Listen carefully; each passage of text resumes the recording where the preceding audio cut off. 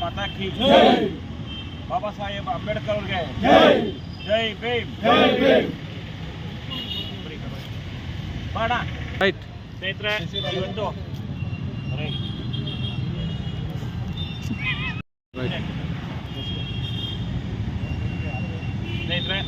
ಇವತ್ತು ಏನು ಸಂಘಟನಾ ಪರ್ವ ಅಡಿಯಲ್ಲಿ ನಡೆದಂಥ ಚುನಾವಣೆಯಲ್ಲಿ ಭಾರತೀಯ ಜನತಾ ಪಕ್ಷ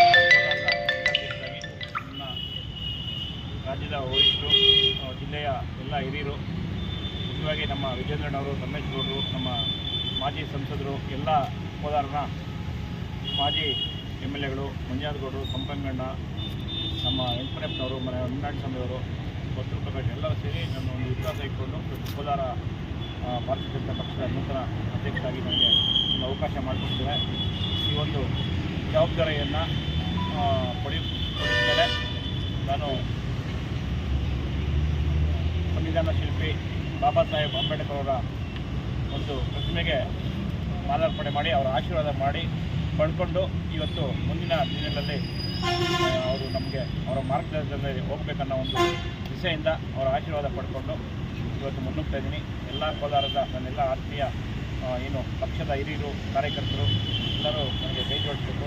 ಪ್ರತಿ ಬೂತ್ನ ಕಾರ್ಯಕರ್ತನ ಧ್ವನಿ ಹಾಕಬೇಕನ್ನೋ ಏನು ನನ್ನ ಒಂದು ಧ್ಯೇಯ ಇದೆ. ಕೋಲಾರದಲ್ಲಿ ಸದೃಢವಾದಂಥ BJP ಕಟ್ಟಬೇಕು, ಆರೋಗ್ಯ ಕ್ಷೇತ್ರದಲ್ಲಿ BJP ಸದೃಢವಾಗಬೇಕು, ಎಲ್ಲರ ಮನೆ BJP ಆಗಬೇಕು, ಮೋದಿಯವರ ಅಭಿವೃದ್ಧಿ ಕಾರ್ಯಗಳು, ಮಾನ್ಯ ಯಡಿಯೂರಪ್ಪನವರ ಅಭಿವೃದ್ಧಿ ಕಾರ್ಯಗಳು, ಈ ಒಂದು ಹೋರಾಟದ ಮನೋಭಾವನೆ ಇಟ್ಕೊಂಡು ಕೋಲಾರದಲ್ಲಿ ಸದೃಢ BJP ಮಾಡಬೇಕನ್ನೋ ಒಂದು ಉದ್ದೇಶದಿಂದ ನಾವು ಕೇಳಿದರೆ ಎಲ್ಲರೂ ನಮಗೆ ಆಶೀರ್ವಾದ ಮಾಡಬೇಕಂತ ನಾನು ಕೇಳ್ತಾ ಇದ್ದೀನಿ.